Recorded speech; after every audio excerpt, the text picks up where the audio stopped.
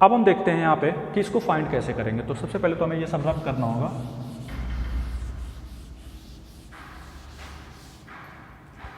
Simple geometry है, जब geometry के फिगर से हम इसको देखते हैं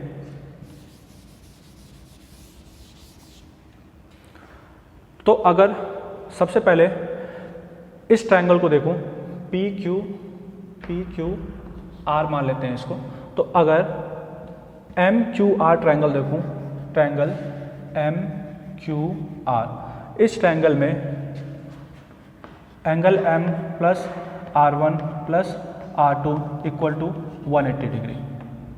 ये फर्स्ट पॉइंट हो गया। यहाँ से तो हमें ट्रायंगल रूल से ये मिल जाता है कि तीनों एंगल का जो सम होगा वो किसके बराबर होगा, 180 डिग्री के बराबर होगा। ठीक है, फिर यहाँ से एक चीज़ और देख लेते हैं हम। दूसरी चीज़, अगर इस क्वाड्रिलेटरल को मैं देखता हूँ यहाँ से यहाँ तक, जो क्वाड्रिलेटरल है, जो quadrilateral A Q M R जो क्वाड्रिलेटरल है, वहाँ पे पहला एंगल, ये एंगल क्या होगा, इसको हमने बोला ये प्रिज्म का एंगल होता है, तो सिर्फ angle A plus angle M और प्लस ये पूरा का पूरा क्यू और ये पूरा का पूरा आर, क्यू प्लस आर, ये इक्वल होगा 360 के। अब आप देखो जो एंगल क्यू है, जो एंगल ये फॉर्म हुआ है, ये वाला जो एंगल पूरा का पूरा जो मैं ये बड़ा वाला बना रहा हूँ, ये क्या है, ये यहाँ पे ये 90 डिग्री है। भाई 90 डिग्री हमने खुद बनाया हुआ, तो यहाँ पे ये 90 डिग्री हो जाएगा और यहाँ पे ये पूरा का पूरा क्या हो जाएगा, यहाँ से यहाँ तक ये पूरा का पूरा 90 होगा। तो Q और R कितना हो जाएगा, 90। ठीक है, तो यहाँ से जो फॉर्म होगा वो होगा A plus M plus 180 degree is equal to 360 degree. अब A प्लस M की जो वैल्यू होगी वो होगी 180 डिग्री। क्लियर है, दो चीज़ें हमें यहाँ से मिल गई। देखते हैं equating equation 1 equal to equation 2, तो हमें मिलेगा m plus r1 plus r2 is equal to a plus m। क्योंकि दोनों 180 के बराबर हैं इसलिए हम इसे इक्वेट कर सकते हैं। m यहाँ भी है और m यहाँ भी है, इसे हम क्या कर सकते हैं, कट कर सकते हैं। तो जो a की वैल्यू होगी वो आएगी r1 प्लस r2। तो एक रिलेशन तो हमको एंगल ऑफ प्रिज्म का यहाँ से मिलता है, angle a is equal to r1 plus r2। इसे हम लिख लेते हैं इक्वेशन 3। समझ में आया। नाउ अब अगर हम देखें, इसको रब करते हैं क्योंकि इसकी ज़रूरत तो अब नहीं है, 90 डिग्री हमने देख लिया। फर्दर हमको ये देखना होगा, ये जो एंगल है वो है ये पूरा का पूरा, एक लाइन ऐसे बना हुआ है और एक लाइन ये पूरा ऐसे बना हुआ। तो जो ये वाला एंगल होगा वो कितना होगा, वर्टिकली अपोजिट एंगल, ये भी आई हो जाएगा। कुछ ऐसे फिगर है ना, ये यहाँ पे ये आई है, ठीक है, और यहाँ से एक कुछ और गया हुआ, ये भी क्या हो जाएगा, ये भी आई होगा। और आई में से अगर मैं r1 घटा दूँ तो मुझे ये वाला एंगल मिलेगा और ये वाला कितना होगा, i माइनस r1 होगा। तो इस एंगल को मैं लिख सकता हूँ i माइनस r1 और ये वाला हो जाएगा सेम उसी तरह, क्या बोलेंगे इसे, i माइनस r2। तो ये जो एंगल है मैं इसे यहाँ पे लिख रहा हूँ i minus r2, i minus r2 नहीं, ये i क्या है यहाँ पे, e है भाई, वर्टिकली अपोजिट यहाँ पे क्या है, ये पूरा का पूरा एंगल e है, तो e में से r2 माइनस करेंगे तो यहाँ पे हो जाएगा e माइनस r2 और ये वाला जो एंगल होगा उसे हम क्या बोलेंगे, इस एंगल को i माइनस r1। तो दो एंगल हमारे पास यहाँ से मिलते हैं। समझ में आया। अगर इस ट्रायंगल को मैं बाहर कर लूँ, अगर इस ट्रायंगल को मैं बाहर कर लूँ जिसका नाम है Q, यहाँ पे है R और यहाँ पे है N, कुछ N इस तरीके से बना हुआ है N है, और यहाँ पे एक एंगल लगा हुआ है वो है डेल्टा।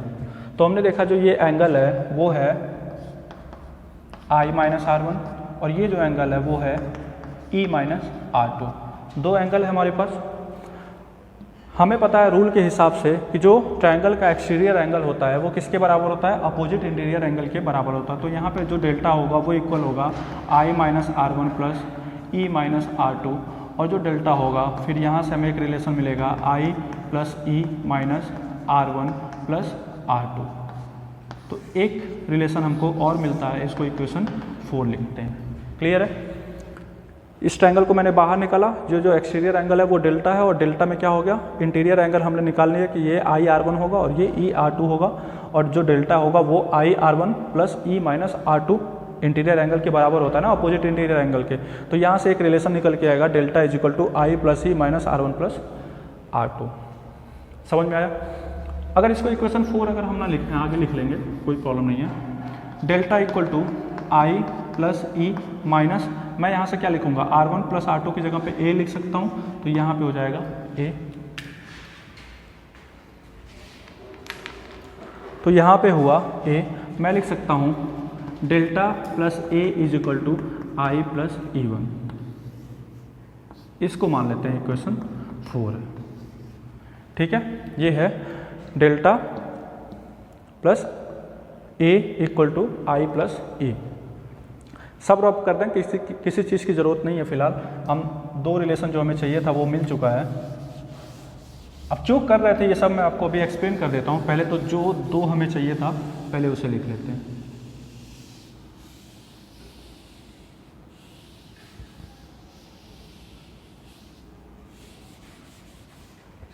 तो एक तो ए मिला हमें R1 प्लस R2 और दूसरा मिला delta plus A equal to I E.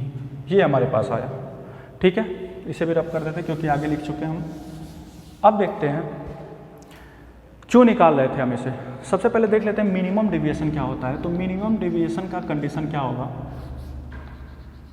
Minimum deviation prism में तभी होगा, कंडीशन उसका यही है कि जब आई वो ई के बराबर हो जाए, मतलब एंगल ऑफ जो इंसिडेंट है वो एंगल ऑफ इमरजेंस के बराबर हो जाए, तभी कहेंगे कि वहाँ पे क्या हुआ है, मिनिमम डेविएशन हुआ है। क्या बोलेंगे उसे कंडीशन, जो पहला कंडीशन है वो होना चाहिए आई इक्वल टू ई, और दूसरा मिनिमम डेविएशन का कंडीशन यही है कि जो R1 है और जो R2 है वो दोनों के दोनों क्या होने चाहिए, बराबर होने चाहिए। ठीक है, तो जो यहाँ पे R1 है वो किसके बराबर होना चाहिए, R2। इन दोनों को मान लेते हैं ये R के बराबर होगा। कुछ क्लियर है?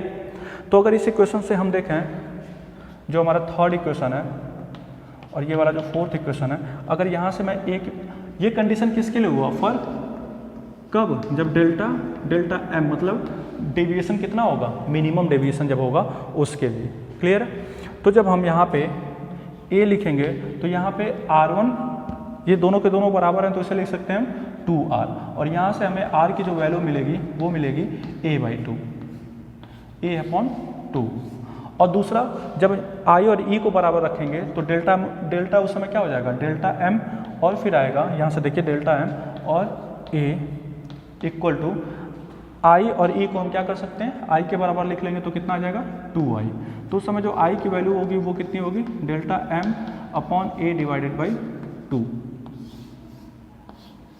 तो ये हो गया, R हमारे पास आ गया, I मिल गया। ठीक है, अब देख लेते हैं स्नेल्स ने क्या कहा था रिफ्रैक्टिव इंडेक्स के बारे में। उन्होंने कहा था कि mu is equal to 2/m is equal to sine of angle incidence upon sine of angle refraction. तो यहाँ से साइन आई की वैल्यू यहाँ से लिखेंगे तो delta m upon a divided by 2 is equal to sine r की वैल्यू कितनी है, a/2।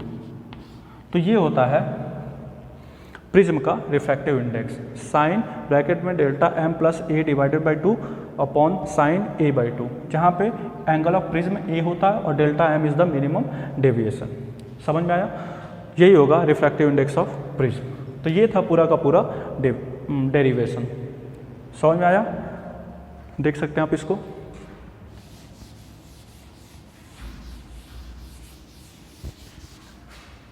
नाउ एक ग्राफ भी आता है,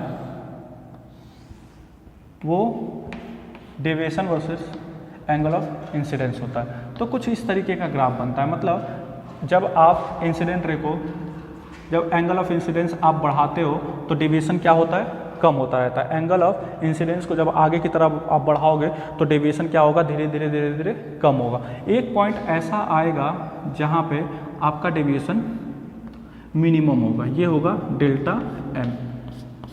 एक एंगल ऑफ इंसिडेंस पे आपका, उसको समझ लो हम क्रिटिकल एंगल बोलना है, तो उस क्रिटिकल एंगल के बाद क्या होगा, फिर डेविएशन सडनली बढ़ना शुरू हो जाएगा। अगर आप उसके फर्दर बढ़ाते चले जाते हो तो डेविएशन क्या होगा, फिर बढ़ना शुरू हो जाएगा। ठीक है, तो इस पॉइंट के लिए अगर मैं बात करूँ तो इस पॉइंट के लिए हमें कितने डेविएशन मिल सकते हैं, एक डेविएशन यहाँ पे और एक डेविएशन यहाँ पे।